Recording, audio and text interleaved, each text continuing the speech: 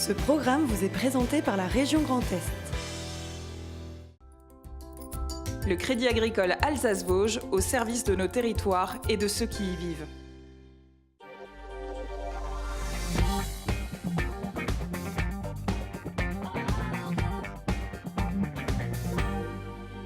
Madame, monsieur, bonsoir, bienvenue pour une heure d'actualité 100% régionale sur Alsace 20, ce soir avec une spéciale élection européenne. Ça nous concerne évidemment tous. Élection européenne, mode d'emploi, ça sera dans le magazine Nous sommes l'Europe. Puis Vera Bossiac nous présentera son invité, Valérie Nicolini, pour des lunettes extrêmement, vous le voyez, tendance et jolie.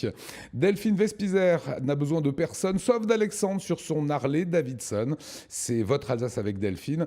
Et on recevra, en début d'émission, Valentin Stuff, l'un des deux croque-morts du duo strasbourgeois Firmin et Hector. Sauf qu'il a un véritable projet solo. Ça sera à l'Iliade dans une semaine. Il sera en résidence à Elkirch-Grafenstaden. On en parle tout cela d'ici une dizaine de minutes après le JT préparé par Anna Britz.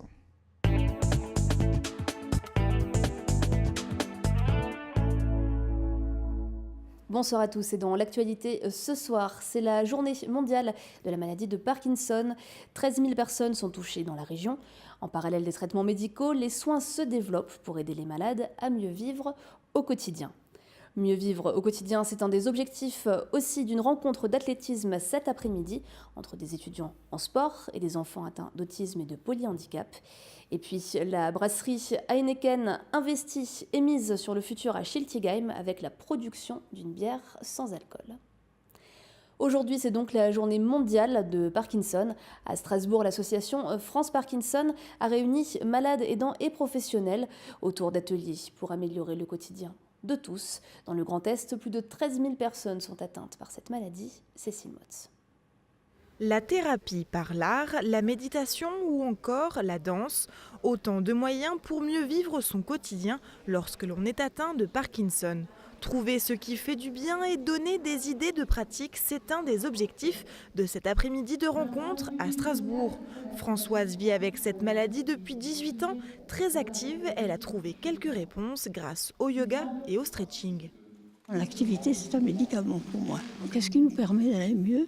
Et on s'est rendu compte que c'était beaucoup le contact avec les autres, la sociabilité. Il n'y a pas de Parkinson qui se ressemble. Donc, ce qu'on apprend des autres, c'est très positif. Je pense que quand on a le Parkinson, il ne faut pas lâcher. Si on commence à lâcher, on ne sait pas jusqu'où on dégringole. Un peu plus loin, Martine accompagne son mari souffrant de la maladie. C'est la réflexologie plantaire qui a attiré son attention. J'aime bien découvrir ce genre de méthodes qui ne font pas appel à des médicaments en fait. Donc, et je pense que ça peut être un plus dans le cadre du bien-être général. Moi je découvre pour peut-être après l'encourager à le faire. Si l'antenne strasbourgeoise de France Parkinson a choisi cette année de mettre l'accent sur les soins pouvant accompagner les traitements médicaux, l'association ne perd pas son objectif de vue. Quand on questionne les gens, ils nous répondent souvent « Ah oui, Parkinson, c'est les personnes qui tremblent », alors que pas du tout. Il y a beaucoup d'autres symptômes qui sont plus ou moins visibles d'ailleurs, comme les troubles digestifs, les effets secondaires des traitements. Il y a autant de maladies que de malades, puisque pour chacun, ça va se manifester d'une autre manière. Dans le Bas-Rhin, 2700 malades sont atteints de Parkinson et contrairement aux idées reçues, seuls 20% des personnes touchées souffrent de tremblements. Alors pour contrer les préjugés, France Parkinson vient de lancer une campagne de communication nationale. Implantée à Schiltigheim depuis 1862, la brasserie de l'Espérance accueille Heineken depuis bientôt 50 ans. C'est ici aujourd'hui que la marque internationale héberge notamment ses équipes de recherche et développement. Leur dernière innovation, la bière sans alcool. Fanny Kunz et Adeline Piron sont allées la découvrir.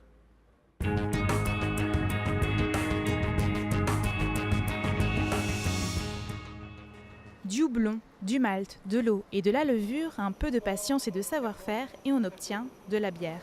Si l'affaire semble simple, brasser une bière sans alcool pourrait en faire bondir plus d'un, mais le marché est en progression et séduit de plus en plus les Français. C'est donc de ces cuves de la Cité des Brasseurs que sortira le premier brassin alsacien de la bière sans alcool d'Heineken France. Le marché de la bière sans alcool est un marché ancien, mais qui s'était un petit peu assoupi avec le temps. Et un certain nombre d'innovations l'ont réveillée, innovations lancées récemment, dont la Heineken 0.0, puisqu'elle existe aujourd'hui sur le marché français. Elle a été lancée il y a 1 an et demi. Et donc on l'a lancé, on l'a animé et on a un superbe résultat. Aujourd'hui, Heineken 0.0, c'est 25% du marché des bières sans alcool en France en 1 an et demi, donc dans un laps de temps extrêmement court. Donc on s'est dit, cette bière, il faut absolument qu'on la produise en France, puisque jusqu'à présent, elle est produite en Hollande. Et donc on investit ici, à l'Espérance, à Schiltigheim, pour pouvoir le faire. Et pour développer sa nouvelle bière, le premier brasseur français et européen a investi 6 millions d'euros, de quoi élargir sa production et sa commercialisation. On pense que le développement va être très important et on en veut pour preuve un chiffre. Aujourd'hui, quand vous regardez qui consomme de la Heineken 0.0, vous vous rendez compte que plus de 70% de ces personnes qui ont consommé de la Heineken 0.0 l'année dernière n'étaient pas consommateurs de bières sans alcool jusqu'à présent. Donc Heineken 0.0, a priori, attire de nouveaux consommateurs au segment des bières sans alcool. Le géant de la bière est aussi un grand consommateur d'énergie, alors il devrait s'intégrer à un nouveau réseau de chaleur urbain. Ce projet, en collaboration avec l'Eurométropole de Strasbourg, connecterait à terme les tuyaux de la brasserie à ceux d'une entreprise d'Outre-Rhin, productrice de chaleur. Notre rôle, c'est d'améliorer la qualité de l'air et de participer à la protection de la planète, je veux dire, à l'échelle locale. Et par conséquent, ce qui peut satisfaire aux entreprises tout en rejoignant cet objectif est bon à prendre. Et on est dans notre mission, je dirais, de faire fonctionner un réseau de chaleur pour lequel nous passons un contrat où nous sommes dépositaires de l'autorité organisatrice et par conséquent, je veux dire, on est pleinement dans notre mission de satisfaire aux besoins industriels d'une part, mais aussi de la protection de l'air et de l'usage d'énergie décarbonée. Et par conséquent, je veux dire, on est rentré en discussion avec en particulier Heineken, qui est un gros consommateur d'énergie, et qui, à travers sa responsabilité sociale et environnementale, est intéressé pour poursuivre ces discussions et tenter de les finaliser. En attendant la validation du projet, il y en a une qui a la pression. La bière alsacienne sans alcool doit être brassée dès cet hiver pour une consommation sans modération début 2020. Cet après-midi au Krebs de Strasbourg, des étudiants en sciences du sport ont rencontré une vingtaine de jeunes en situation de handicap. L'objectif, découvrir différentes disciplines d'athlétisme. Camille Roland.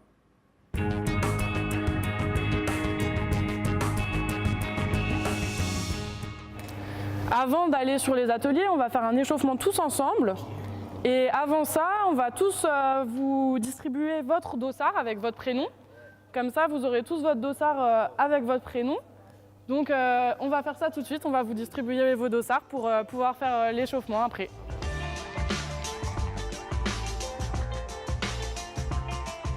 Entre roulades, saut en longueur et course de haies, les jeunes du Zononov de Bischwiller se sont mis dans la peau d'athlètes cet après-midi.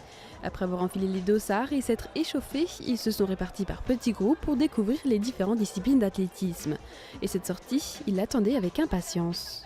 Ça se passe bien, c'est la première fois que je suis avec mes amis, déjà que je pratique ce sport. En plus, c'est juste aux entraînements, on court et que là c'est un peu plus différent, on dirait de la gym. Ça va, c'est facile. En primaire j'en avais fait, mais c'est il y a longtemps. On doit sauter le plus rapidement possible et on doit marcher à 4 pattes ici. On est jusqu'à là, il y a le deuxième qui prend le relais. C'est super, c'est adapté pour nous, pour notre niveau. À l'origine de cette initiative, 11 étudiants en sciences du sport à Strasbourg. Leur idée, organiser des olympiades pour des enfants atteints d'handicap cognitif léger, d'autisme ou de polyhandicap. Un challenge pour ces étudiants qui n'ont pas l'habitude d'encadrer ce type de public.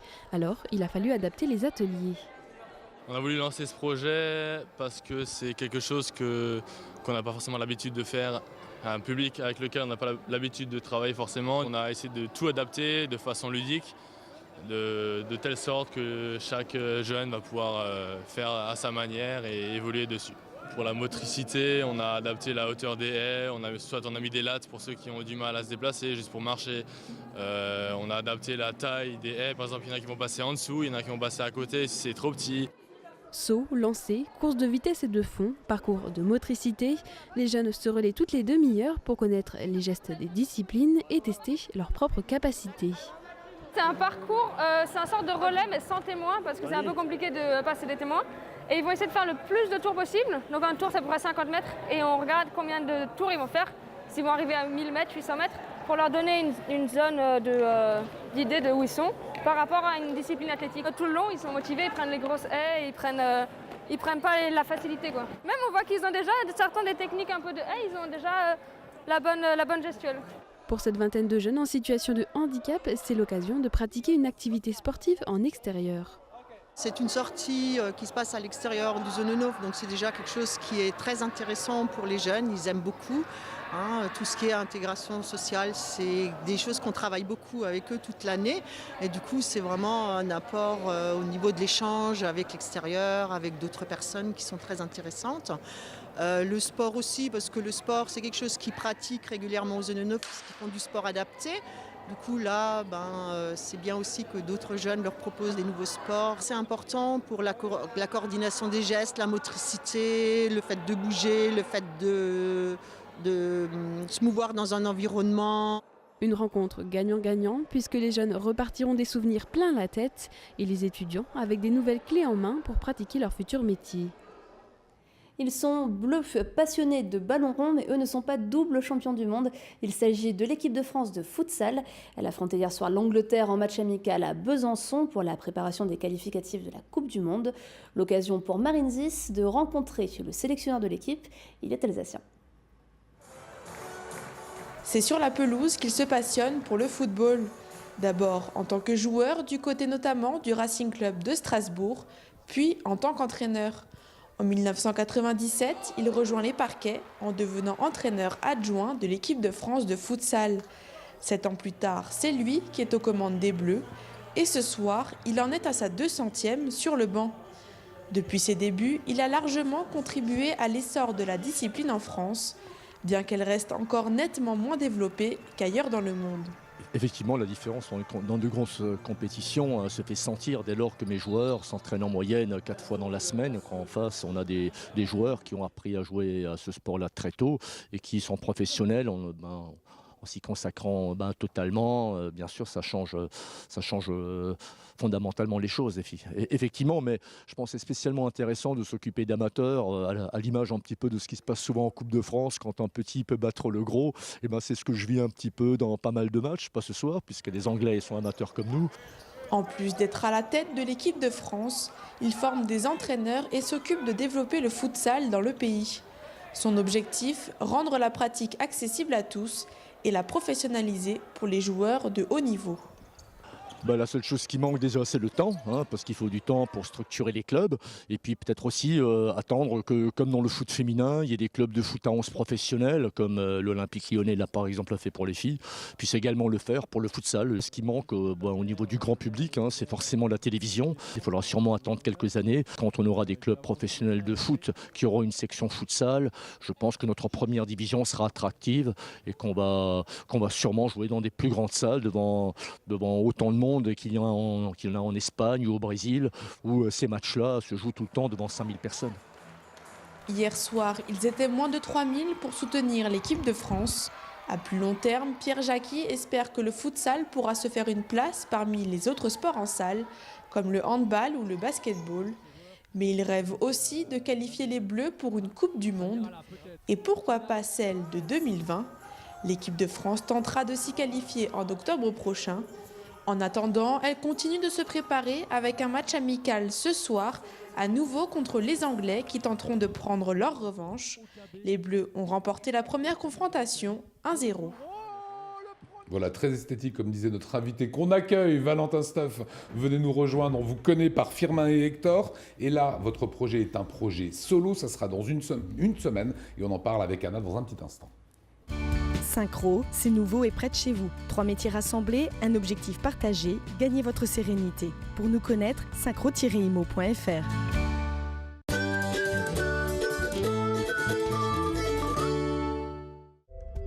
Bonjour à à tous et bienvenue sur Alsace 20. En ce jeudi, je ne viens pas seule puisque le soleil est de retour. Il sera présent sur le Bas-Rhin, dans votre matinée, partout ailleurs. Quelques passages nuageux, mais surtout beaucoup de soleil.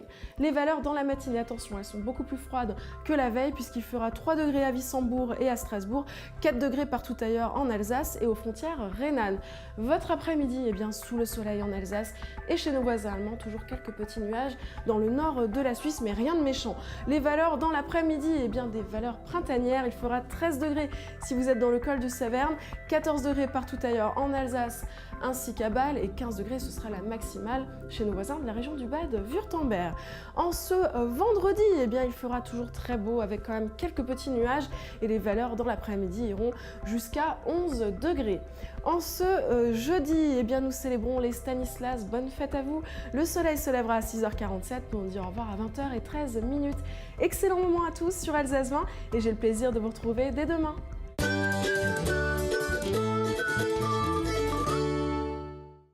Synchro, c'est nouveau et près de chez vous. Venez nous rencontrer à Strasbourg, à Haguenau, Mulhouse et bientôt à Colmar ou sur synchro-imo.fr. Et vous verrez jeudi prochain notre invité en concert, Valentin Stuff. Comment allez-vous? Ah, ça va très bien, et vous? Ouais, mais moi ça va, j'adore la voix qu'il a. Alors on vous connaît dans une formation qui est assez délirante, hein. Vous êtes l'un des 2 croque-morts du duo Firmin et Hector, auteur des Chroniques d'Outre-Tombe. Petit extrait. Firmin et Hector sont 2 croque-morts, 6 pieds sous terre, c'est leurs affaires. L'appel, la pioche, il la glisse dans la terre qui s'éclipse. Le lundi au cimetière, tes espoirs, il les enterre dans une boîte hermétique pour pas que les asticots ne les astiquent. Il te creuse des tranchées, des gros trous à reboucher. Et voilà le grand, évidemment, 1,98. C'est notre invité Valentin Stuff. Juste pour mon information, Valentin, comment il est né cet improbable duo? Alors on était avec Guillaume, on écrivait des chansons, on voulait juste faire de la musique ensemble en fait, à l'origine, et il s'avère que nos chansons étaient un peu noires. Donc il a fallu les porter avec des personnages et les croque-morts sont venus naturellement. Finalement, on est parti sur un spectacle avec un metteur en scène et puis voilà, ça s'est fait petit à petit. Aujourd'hui, ça roule et on en est vraiment très heureux. Malgré la noirceur, c'est quelque chose qui plaît beaucoup aux jeunes? Absolument, on a écrit un spectacle jeune public donc qui reprend les mêmes personnages mais avec une autre histoire, etc. On parle un peu moins de la mort, il n'y a pas trop d'humour noir, on parle plus des peurs en fait. Voilà, ça plaît aux jeunes. Absolument, ça fonctionne très bien, on est très heureux en plus d'avoir plein d'enfants devant nous qui crient à la fin des spectacles. Alors, autre performance que vous avez faite qui est un peu moins connue, ça se passait en 2017 et c'était dans The Voice. J'ai touché le fond de la piscine, dans le petit pull marine, tout déchiré au coude, que j'ai pas voulu recoudre, que tu m'avais donné. C'est le grand corps malade. Je me sens tellement abandonné. Oh là là. Et y a pas qu'au fond de la piscine que mes yeux sont bleu marine. Tu les avais repérés sans qu'il y ait de un regard. Et t'avais appliqué. C'est Dark Vador. Attends, c'est incroyable. Chut, attends. Avant de toucher le fond, je descends à reculons. Quelle base. Sans trop savoir ce qui se passait dans le fond. C'est pas dans le fond de la piscine, j'ai bu la tasse chin-chin. Comme c'est pour toi, je m'en fous, je suis vraiment prêt à tout. T'avaler que m'importe. Fallait être, comme on pourrait dire, sacrément couillu pour reprendre du Gainsbourg et du Adjiani, évidemment. Et à la fin, c'est Pani qui va se retourner. Absolument. Voilà. Comment ça s'est... Qu'est-ce qui reste de cette aventure The Voice? C'était vraiment sympa. J'ai rencontré plein de gens vraiment bien. Et je pensais pas, j'y suis allé un peu à reculons et finalement c'était une super expérience. J'ai appris beaucoup sur moi, sur la musique, sur les plateaux de télé, tout ça. Je suis pas à l'aise pour autant ici, mais, si, ça se passe bien, là. J'avance en tout cas, sur tout ça. Ce qui a marqué les coachs, on l'a vu, c'est votre timbre de voix. Vous l'avez toujours eu, vous l'avez découvert comment? Alors, je l'ai toujours eu, je ne pense pas, mais en fait, j'ai pas vraiment ressenti ma mue ou un truc un peu bizarre vocal. J'en ai pas le souvenir, en tout cas, ça m'a pas marqué. Et il s'avère qu'avec mes amis, je parle un peu plus aigu. comme pour ne pas les perturber, quoi. Voilà. Vous parlez plus, là vous parlez normalement. Là, c'est ma voix normale. Et avec vos potes, ça serait quoi par exemple? Ce serait un peu plus comme ça, ouais. Pour pouvoir parler un peu plus rapidement, avec un débit plus rapide, voilà. Faut pas les faire flipper. Voilà, c'est ça. Comme ça, ils sont rassurés, ils sont bien, ils sont à l'aise avec moi. Ils me connaissent depuis longtemps, donc du coup, ils auraient été un peu troublés si j'avais pris cette voie-là. Voilà, aujourd'hui vous êtes ici ce soir, Valentin, pour un programme solo. Expliquez-nous pourquoi plus Firmin et Hector, pourquoi cette envie? En fait, c'était bien avant Firmin Hector, finalement. J'ai toujours écrit des chansons depuis que je suis tout petit. Et donc j'ai toujours eu envie finalement d'amener mes chansons sur scène. Et il s'avère que là, j'ai eu cette possibilité-là aussi grâce à The Voice, d'avoir un peu des gens qui me suivent, un petit peu de financement aussi, parce que ça coûte cher de monter un spectacle. Et là j'avais vraiment envie de les emmener, ces chansons-là aussi, avec un peu la maturité, le choix des chansons, l'univers artistique qui commence à se dessiner. Voilà, j'abandonne pas du tout Firmin Hector, mais je fais mon projet solo en parallèle. Voilà. Et ça marche plutôt très très bien, vous découvrirez ça jeudi prochain, extrait. London dilemme dans les rues, les reines ne viennent pas de Buckingham. La ville s'éveille au son des emails, cette vie, ce n'est pas ma cam. Alors je trace la ligne d'underground vers la city. En plein Square Miles, ma tête me fait mal, les gens hurlent dans les bureaux. Cachés d'aspirine, des types baragouinent, on dirait des animaux. Vivement que je remonte la Tamise jusqu'à Paname. Quand dans Londres je me noie, les sirènes sont celles des ambulances. Londres casse. Voilà, c'est un cadeau qui nous fait ce soir Valentin. Personne ne connaît encore ce morceau? Absolument pas, c'est inconnu. À quoi on peut s'attendre? Est-ce qu'en termes de mise en scène, on va aussi avoir quelque chose d'assez spectaculaire ou ce sera plus épuré? Alors en fait, après Firmin Hector, je me vois plus du tout monter sur scène sans rien, juste en faisant de la musique. J'arrive plus, j'ai besoin qu'il y ait des choses autour de moi, qu'il se passe quelque chose de visuel aussi, en plus du son. Donc il y aura une scénographie aussi, d'ailleurs qui a été dessinée par Mathilde Mellero, qui s'est occupée aussi du décor du spectacle jeune public de Firmin Hector. Okay. On garde un peu les équipes qui marchent. Et donc il y aura un appartement sur scène, mais j'en dis pas plus. Voilà, faut venir le 18. Voilà, ça se passe évidemment dans le cadre d'une résidence. Résidence, c'est un artiste qui rentre dans un lieu pendant un certain temps, etc. Vous allez rentrer à Illkirch-Grafenstaden en résidence à l'Iliade? Absolument. Je rentre du coup le lundi et on joue le jeudi. Donc toute la création de la scénographie, en fait, voilà, même de la mise en scène, en fait, elle sera faite à l'Iliade. Le décor est déjà prêt, bien sûr, mais la manière de se déplacer dans ce décor, d'amener les textes, parce qu'il y aura aussi un peu de texte entre les chansons, voilà, tout ça va être défini à l'Iliade au moment de la résidence. Donc ce sera un travail qui aura été fait à ce moment-là, que vous verrez le 18 pour ceux qui voilà, c'est l'affiche qui est plutôt sympa avec Valentin. Ça sera ce premier concert que vous allez donner. Ça ouvre des perspectives sur, je sais pas, une tournée un petit peu plus tard, hein. Absolument. Après, du coup, là, je suis ouvert voilà, pour vendre des dates, etc., pour jouer un maximum dans toute la France. Pourquoi pas en Belgique, en Suisse, enfin dans tous les pays francophones, vu que je chante en français.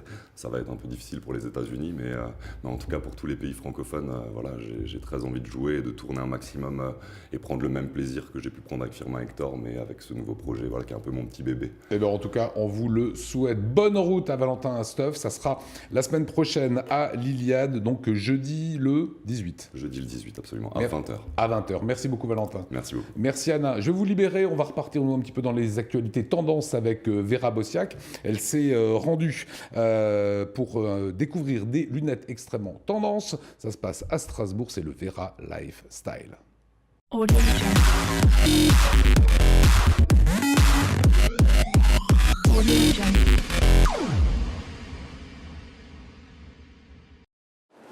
Bonjour à tous. Alors aujourd'hui j'avais envie de m'intéresser à un sujet spécifique, les lunettes. Alors que ce soit pour des lunettes de vue, de soleil ou simplement pour le style, il y en a pour tous les goûts. Aujourd'hui j'ai rendez-vous chez Chris Opticien et nous allons découvrir tout cet univers. Allez, venez!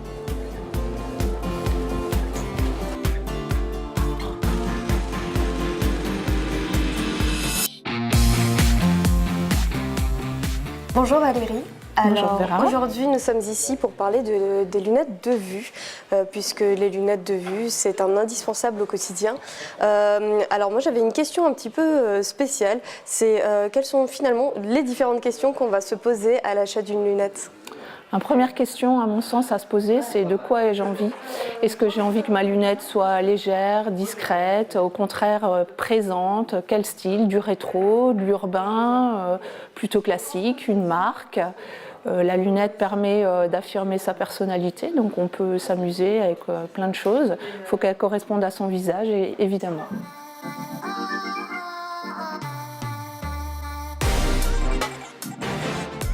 Alors est-ce que dans les lunettes de vue, il y a aussi des tendances un petit peu à l'image du prêt-à-porter, des collections, des tendances automne, hiver, printemps, des choses comme ça? Oui, tout à fait. Nous avons plusieurs salons internationaux chaque année, et dont 2 majeurs en Europe. Le premier est à Paris, c'est le Silmo, il a lieu au mois de septembre, et le deuxième c'est à Milan au mois de février. Donc ça nous fait vraiment 2 collections, une collection automne-hiver et une collection printemps-été. Donc lors de ces salons, il y a tous les designers, les gens de la mode qui interviennent, et ça influence très clairement les collections de lunettes.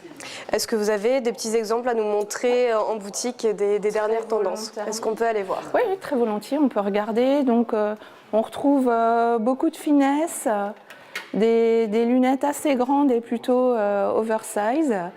On retrouve beaucoup de doré, comme vous pouvez le voir, des lunettes extrêmement discrètes et percées. À la fois, on peut retrouver les mêmes formes, toujours très très grandes, mais ce coup-ci en matière acétate. Donc l'acétate, c'est une matière naturelle à base de coton, et on peut trouver des formes très grandes. Je dirais que c'est les tendances les plus importantes pour cette année.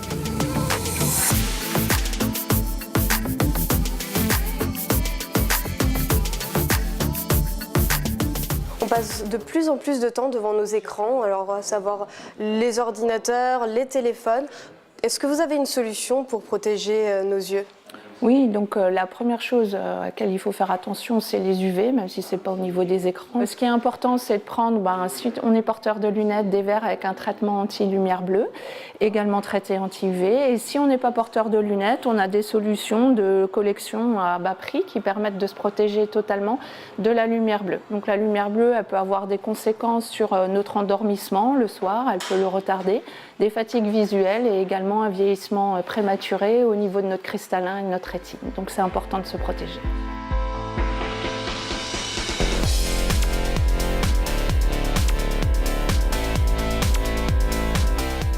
En ce moment, c'est l'arrivée des beaux jours. Et moi, j'avais pas envie de partir avant de connaître toutes les tendances des lunettes de soleil, les prochaines solaires pour l'été, pour être au top. C'est quoi? Est-ce que vous avez un top 5 à nous montrer, voilà, pour être stylé? Avec plaisir, Vera. Donc, on a ce modèle donc vert très plat. Donc ça, c'est chez Privé Revo. En plus, c'est un petit prix, donc c'est plutôt sympa. On est à moins de 35 €. Un petit effet miroir. Petit effet miroir et grande forme, toujours beaucoup de finesse. Des formes très rétro, vert plat également, un peu bleuté. Toujours des tons assez pastels pour cet été, et puis beaucoup de doré et de finesse. Des formes un peu plus carrées chez Ray-Ban. Donc un modèle qui sera sûrement iconique cet été, enfin je pense. Nous avons les effets œil de chat chez Céline, avec modèle très, elles sont très marqué, ouais, exactement, un peu plus original. Ou alors des formes très rondes avec de l'écaille chez Chanel, évidemment, très joli modèle également. Très élégant. Voilà mes 5 préférés. Voilà, en tout cas, elles sont très jolies. Moi, je pense que je vais avoir du mal à choisir pour cet été. Mais en tout cas, je trouve que c'est toujours très important d'avoir le style de la chaussure jusqu'aux lunettes. Elles sont tout aussi importantes. Et vous, qu'est-ce que vous allez choisir? En tout cas, moi, j'ai hâte de vous voir à la sortie des beaux jours.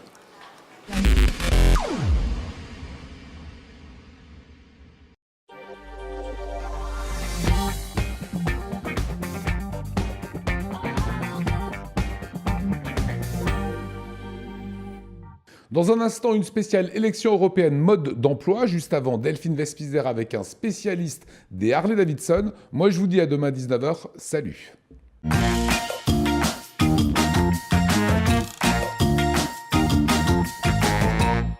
Salut Pédant! Hunter et bienvenue à Chenambourg. Aujourd'hui j'ai beaucoup de chance, regardez je suis dans une très belle voiture, mais j'ai aussi beaucoup de chance surtout parce que je suis accompagnée d'Alexandre. Bonjour Alexandre. Bonjour Delphine. Comment ça va? Super bien.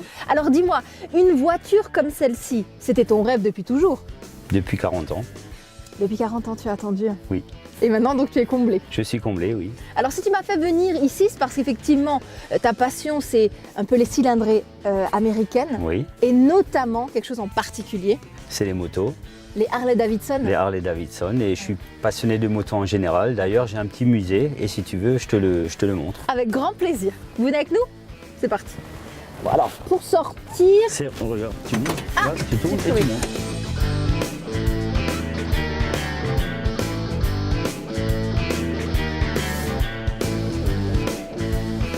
Voilà Delphine. Merci.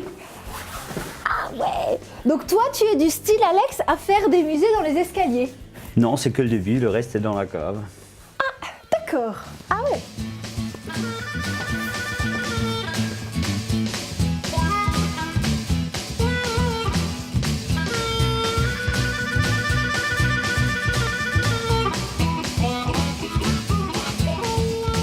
Alex, dis-moi, quel est ton premier souvenir de moto?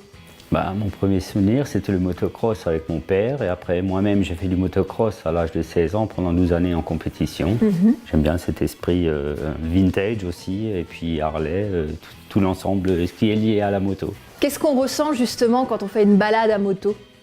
C'est un moment de liberté, ce qui est très rare en ce moment quand même. De retrouver des gens sympas, les groupes de motards et puis les concentrations, tout ça. Il y a plein de personnes qui roulent en moto, mais de là à avoir un musée dans le garage, il y a quand même un pas supplémentaire. Oui, c'est sûr. Quelle est la première chose que tu as commencé à collectionner?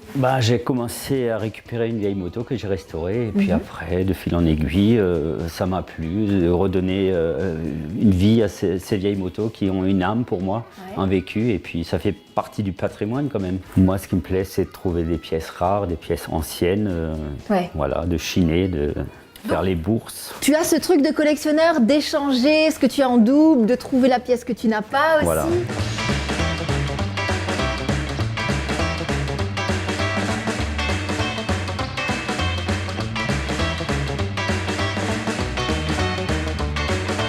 Quelle est la période dans laquelle tu aurais aimé vivre?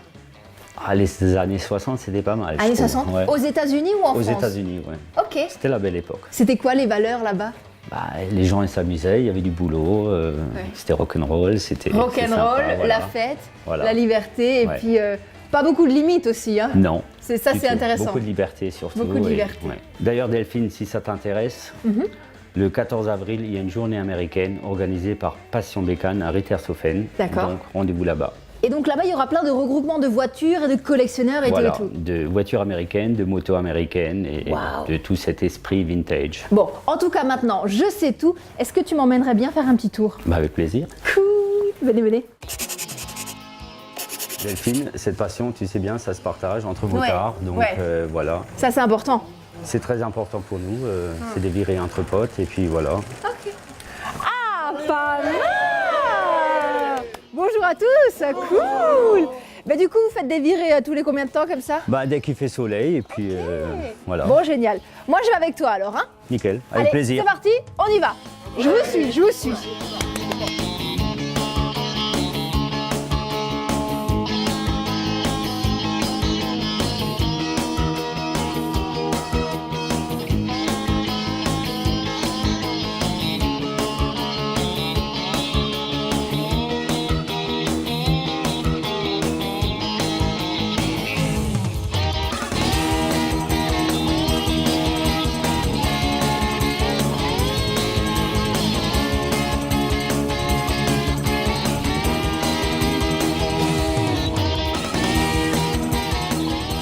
Merci beaucoup Alex de m'avoir fait partager ta passion.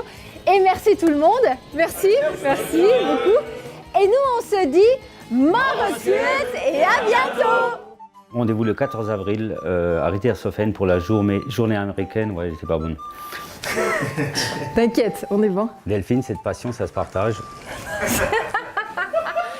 C'est dans l'autre sens.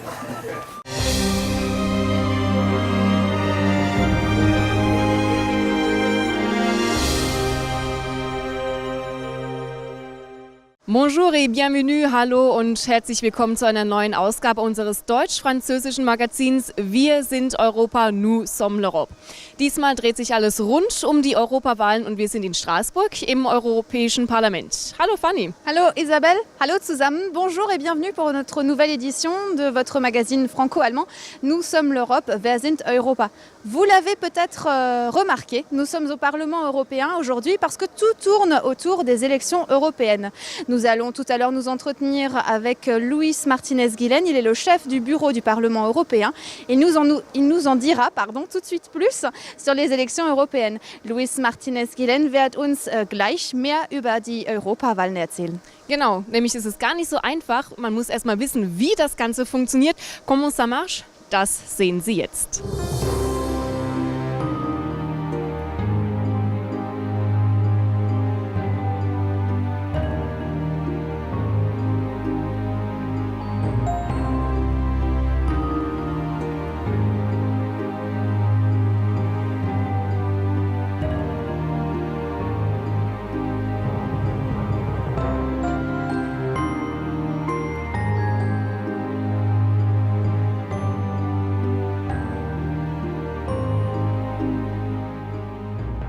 Entre le 23 et le 26 mai prochain, l'ensemble des 27 États membres de l'Union européenne vont aller aux urnes pour les élections européennes. Chez nous en France et en Allemagne, elles auront lieu le 26 mai.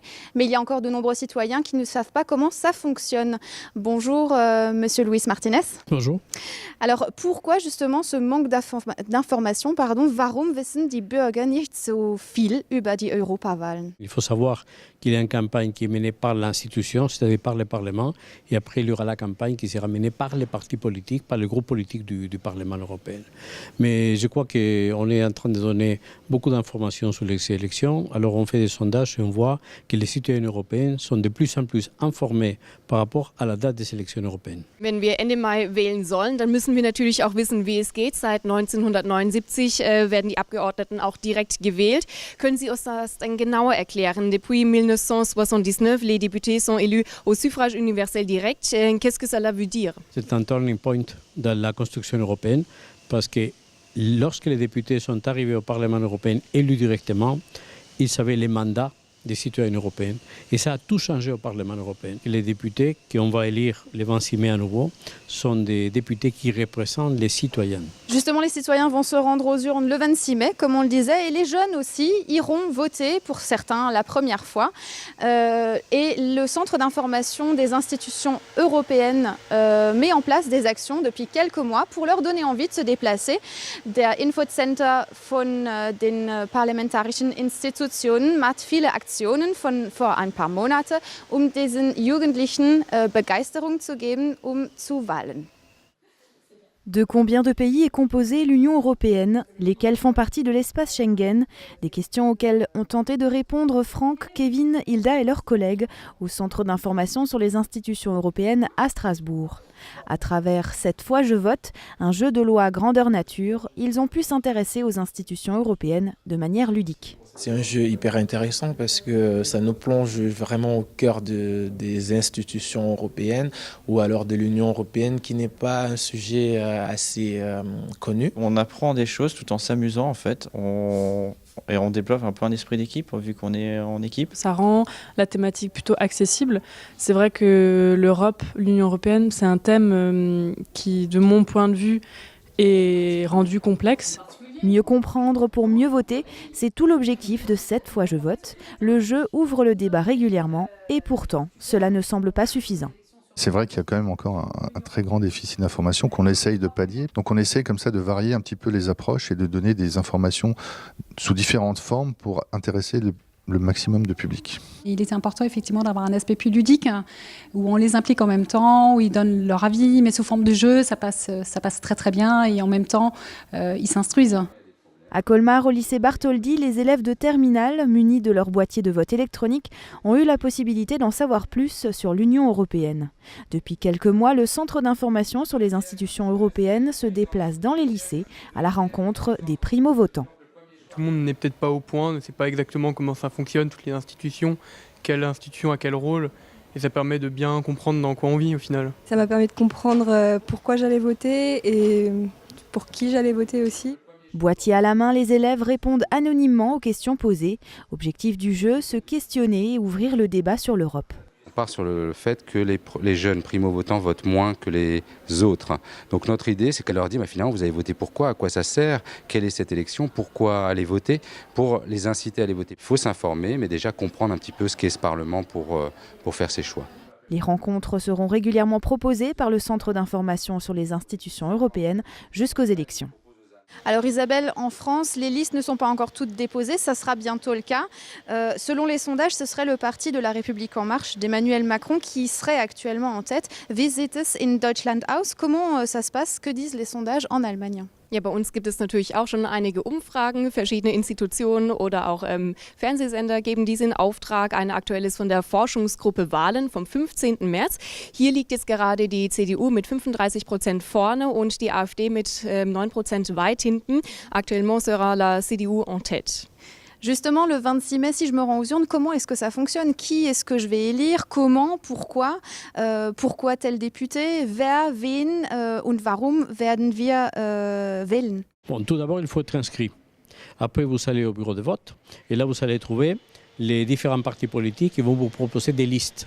C'est vrai que pour le moment, nous n'avons pas encore de listes européennes.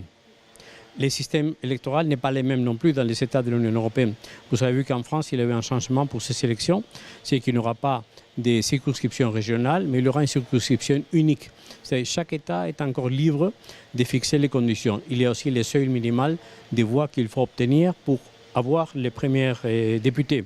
C'est aussi différent d'un État à l'autre. Après, je vous dis, quand vous allez au bureau de vote, vous allez voir toutes les possibilités de voter pour les différents partis politiques en fonction de ces listes. Alors là, c'est à vous de voter. Für unsere deutsch- und auch französischen Zuschauer wird denn gleichermaßen gewählt in Frankreich und in Deutschland. C'est la même chose de voter en France et en Allemagne. La loi électorale est différente d'un État à l'autre. Alors, chaque pays décide de quelle façon les citoyens de son pays ont le droit de voter.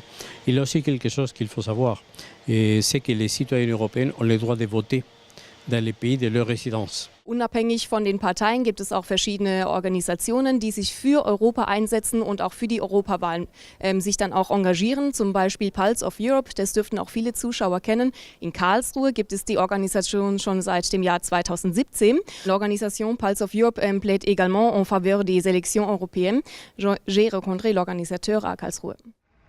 Noch ist der Platz der Grundrechte in Karlsruhe leer. Das wird sich an den Wochenenden vor der Europawahl am 26. Mai ändern. Ab dem 7. April wird es jeden Sonntag eine Veranstaltung von Pulse of Europe in der Fächerstadt geben. Bis jetzt gab es die Treffen von Pulse of Europe einmal im Monat. Mit dem wöchentlichen Rhythmus soll für eine höhere Wahlbeteiligung bei der Europawahl gesorgt werden, so Michael Haug vom Karlsruher Organisationsteam. Momentan ist unsere Teilnehmerschaft so zwischen 80 und 120. Das ist ein sehr treues Stammpublikum und wir hoffen natürlich, dass wir vor den Europawahlen wieder an die Zeiten vom ersten Halbjahr 2017 anknüpfen, wo wir bis zu 1000 Teilnehmer hier auf dem Platz der Grundrechte hatten. Mal sehen, ob es diesmal gelingt. Ende 2016 haben die Gründer Pulse of Europe in Frankfurt ins Leben gerufen. Anfang 2017 nahm die Organisation Fahrt auf. In ganz Deutschland gründeten sich Gruppen, auch in Karlsruhe. Pulse of Europe ist eine Bürgerbewegung, die keine parteipolitischen Ziele verfolgt, keiner Interessensgruppe verbunden und überkonfessionell ist. Sie spricht sich klar für Europa aus. Wir haben uns jetzt in dieser Zeit als Organisation auch konsolidiert. Wir führen nationale Netzwerktreffen durch und haben in diesem Zusammenhang jetzt auch im Vorfeld dieser Kampagne versucht, eine abgestimmte Vorgehensweise in ganz Deutschland hinzubekommen und machen den Erfolg unserer Veranstaltung jetzt nicht mehr unbedingt an der Zahl der Besucherinnen und Besucher fest. Eine Zahl, die Pulse of Europe erhöhen möchte, ist die der Wahlbeteiligung bei der Europawahl. Gemeinsam haben die Städtegruppierungen eine Kampagne gestartet. Flyer, Buttons oder auch Türhänger gedruckt. Für Michael Haug ist die Europawahl schon fast eine Schicksalswahl. In verschiedenen Nationen sind ja die europafeindlichen Stimmungen auf dem Vormarsch. Auch in Deutschland sind diese Stimmen zu hören und wir erhoffen uns so mit einer erhöhten Wahlbeteiligung, dass wir auch diese Menschen, die für Europa sind, auch dazu bewegen, zur Wahl zu gehen, weil wir sind nach wie vor der absoluten Überzeugung, dass die Menschen, die Europa gut finden, die Mehrheit sind. Frieden, Freiheit und Zusammenhalt. Das sind die 3 Themen, die bei den Sonntagstreffen bis zur Europawahl im Mittelpunkt stehen werden. Dann wird der Platz der Grundrechte nicht mehr so leer wie jetzt unter der Woche sein, sondern gefüllt mit Anhängern der Pulse of Europe-Bewegung. Monsieur Martinez, les listes ne sont pas encore tout à fait déposées. On en est à peu près à quel moment, quels sont les moments clés encore jusqu'aux élections européennes? Was sind noch die großen Momente bis zu Europawahlen? Nous allons prévoir un débat qui va être très intéressant. C'est ce qu'on appelle le débat entre les Spitzenkandidaten, c'est-à-dire chaque groupe politique doit dire quelle est leur tête de liste, c'est-à-dire la personne qui s'allait proposer pour devenir président de la Commission européenne si leur parti, leur groupe aurait la majorité dans les élections européennes. Il y aura des débats entre les différents candidats. Il y a déjà plusieurs candidats qui ont été proposés. Par exemple, M. Weber ou M. Timmermans qui ont déjà été proposés. Alors, il faudra faire des débats entre ces candidats. Alors, ça sera, je crois, un point très important parce que ça va nous permettre de faire les choix par rapport à notre option politique pour les élections. An dieser Stelle herzlichen Dank an Sie, Herr Martinez-Gehen, für Ihre ganzen Informationen. Und ich denke, jetzt sind dann auch die Zuschauer bestens informiert für die Europawahlen. Wer sind Europa? Nous sommes l'Europe touche à sa fin. Merci de nous avoir suivis. On se retrouve déjà le mois prochain pour une nouvelle édition de votre magazine franco-allemand. Das war es für dieses Mal von Wir sind Europa, Nous sommes l'Europe. Ich freue mich, wenn Sie auch das nächste Mal mit einschalten zur nächsten Ausgabe. Bis dann, machen Sie es gut. Tschüss. Tschüss.